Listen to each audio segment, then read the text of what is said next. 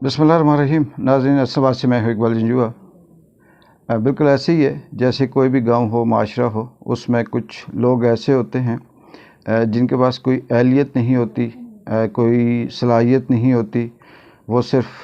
बदमाश होते हैं, डंडा मार होते हैं और छीन कर सब काम करते हैं। वो उस वक्त तक गांव के लोगों का साथ देते हैं जब तक उन्हें कहीं ना कहीं से मुफाद हासिल होता है,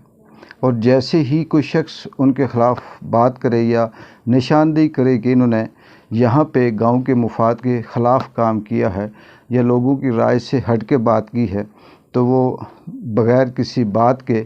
बीच में आ जाते हैं और फिर स्वाय झगड़े के, फितने के, फसाद के उनका कोई और मतलब और मौक़िफ़ नहीं होता। पाकिस्तान के अंदर भी इसी तरह से जो हुक्मरान हैं, साबिक़ हुक्मरान या जो सियासी जमातें हैं,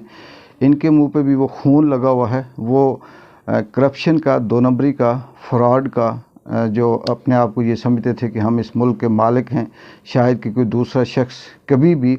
इसमें हमारे रास्ते में नहीं आ सकता, क्योंकि इन्होंने अपने इर्द गिर्द कुछ ऐसे लोग पाल रखे थे जिनका काम सिर्फ उस छोटे से हलके को संभालना था, और बाकी जो आम आदमी था, जो मज़दूर था, जो इस मुल्क का वोटर था, जिसके कंधों पे चढ़कर ये विराजमान होते थे उन इक़्तिदार की कुर्सियों पे, उनको ये कीड़े मकोड़ों से भी परले दर्जे की कोई ऐसी मखलूक समझते थे। और फिर जब इनके रास्ते में रुकावट आना शुरू हुई तो ये फिर बिफरना शुरू हो गए, और ये इनकी जो हरकतें हैं वो ये हैं। इसकी वाज़ेह मिसाल पाकिस्तान की तारीख़ अगर उठाकर देखें तो ये बात कहते हुए इसलिए बेबसी है और दुख के साथ ये कहा जाता है कि इनकी तारीख़ पाकिस्तान के हक़ में अच्छी नहीं है, इनकी नस्लों की। और वो जिसे डेंटोनिक वाला कहते हैं,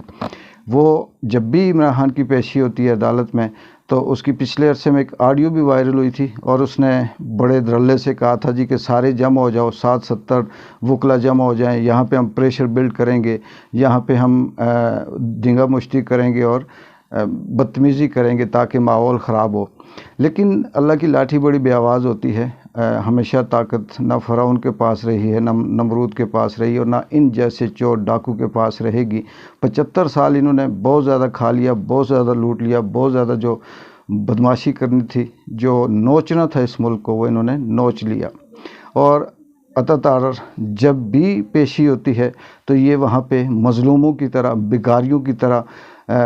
इस तरह से पीछे पड़ा होता है जैसे कोई जानवर किसी शिकार की तलाश में शेर के पीछे पीछे पीछे जाता है, और उसके ज़हन में ये होता है कि शेर जब इस जानवर का शिकार करके जो छोड़ेगा, इसका जो बचा कुछ माल होगा वो मैं इसको खाऊंगा या उसकी हड्डियों को नोचूंगा। इनकी बिल्कुल वही मिसाल है कि ये इस मुल्क में इसी तरह की हरकतें करते हैं, और फिर ये नारे लगवाते हैं, फिर केस करते हैं, और इनकी हैसियत इस वक्त इस हद तक गिर चुकी है, इनकी जो सोच है वो गिर चुकी है कि इमरान खान के उंगली उठाने पे भी ये पर्चा करते हैं, उसकी बात करने पे भी ये FIR कटवाते हैं, और अगर वो किसी की तरफ देख कर बात करे तो उस पे भी ये FIR काटते हैं। इसका मतलब ये नहीं है कि ये सही हैं या इनके पास कोई ऐसी कोई लाठी है या अलाउद्दीन का चिराग है जिससे ये पता चल जाए कि हाँ जी ये सही है। असल में ये बौखलाहट का शिकार हैं। इन्हें अपने हाथ से वो सारा कुछ जाता हुआ नज़र आ रहा है, इन्हें सामने अपनी वो मौत नज़र आती है, वो ज़िल्लत नज़र आती है, वो ख्वारी नज़र आती है जो 75 सालों से इन्होंने इस मुल्क के साथ किया, इनके बाप दादा ने किया। इनके इर्द गिर्द का जो ग्रुप है, उन्होंने इस अवाम के साथ जो खिलवाड़ किया, लोगों के ताकतवर हलकों के साथ मिलकर अपने मर्ज़ी के जजों को लगा के, अपनी मर्ज़ी के इस्टेब्लिशमेंट, अपनी मर्ज़ी के IG DIG लगा कर इन्होंने जो आम आदमी के साथ खिलवाड़ किया, उसका रिटर्न अब इनको मिल रहा है। और इसमें कोई शक नहीं है कि एक वक्त आएगा कि ये अपने ही हाथों में ना सिर्फ ज़लील होंगे, रुसवा होंगे, बल्कि ये इबरत का निशान बनेंगे, और माजी के जो मीर जाफ़र और मीर सादिक थे उनको ये दुनिया भूल जाएगी, और तारीख़ फिर इनको बदतरीन लफ्ज़ों से याद करेगी। दूसरे टॉपिक पे आते हैं। आपने देखा होगा कि हर माशरे के अंदर एक शख्स ऐसा होता है जिसका काम, जिसे हम कहते हैं कि वो डाकिया नमा होता है,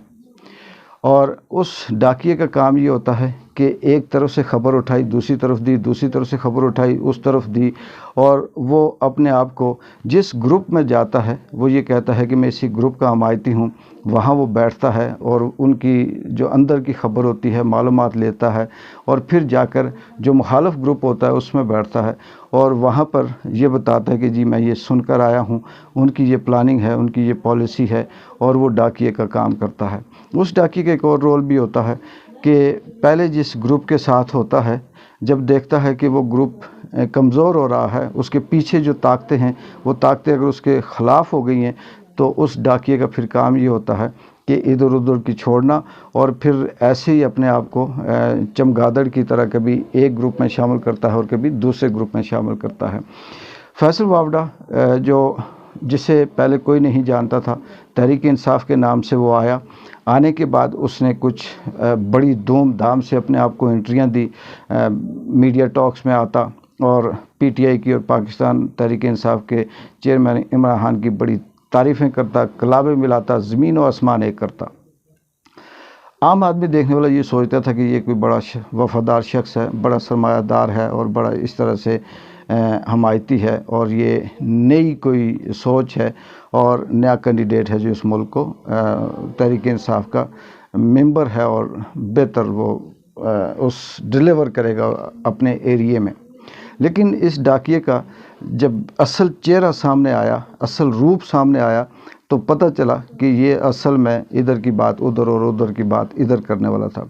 اب اس ڈاکیے کو جب یہ پتہ چلا کہ وہ جو پی ڈی ایم کا جتھا جن کو یہ کہتا تھا کہ نواز شریف بڑا ترم خان ہے، زرداری نے یہ تیر مارے ہیں، ماضی میں انہوں نے یہ حکومتیں کی ہیں، اور عمران خان یہ ہے وہ ہے فلان ہے، اس کے خلاف باتیں کرتا تھا۔ اب اس ڈاکیے کو جب یہ سورج غروب ہوتا ہوا نظر آ رہا ہے پی ڈی ایم کا، اور اب یہ بیٹھ کر روز کہتا ہے کہ یہ جو پی ڈی ایم کا جتھا ہے جس میں پیپلز پارٹی ہے، نون لیگ ہے، جے یو آئی ہے یا دیگر جو جماعتیں ہیں، یہ لوگ اس ملک کو کیا چلائیں گے، یہ خود نہیں چل سکتے، یہ خود نہیں کھڑے ہو سکتے، ملک کو کیا کھڑا کریں گے، ان کو خود بات کرنے کی ڈھنگ نہیں ہے، یہ اس ملک کے لیے کیا وہ کریں گے۔ اس سے صاف ظاہر ہوتا ہے کہ یہ ڈاکیہ اپنی بات نہیں کر رہا، یہ کسی کے منہ کی، کسی کے زبان کی بات کو کنوے کر رہا ہے، اور اس سے یہ اشارہ واضح طور پر مل سکتا ہے کہ اب کہیں نہ کہیں سے جو اشارے ہیں وہ بدلتے جا رہے ہیں، ہوا کا رخ چینج ہوتا جا رہا ہے، کیونکہ اس ڈاکیے کا اگر ماضی کا اگر ریکارڈ اٹھا کر دیکھیں تو اس نے جو باتیں کی ہیں، اور کبھی یہ ڈیفنس میں آتا ہے اور کبھی یہ کھل کر باتیں کرتا ہے۔ اس ڈاکیے کا دوسرا جو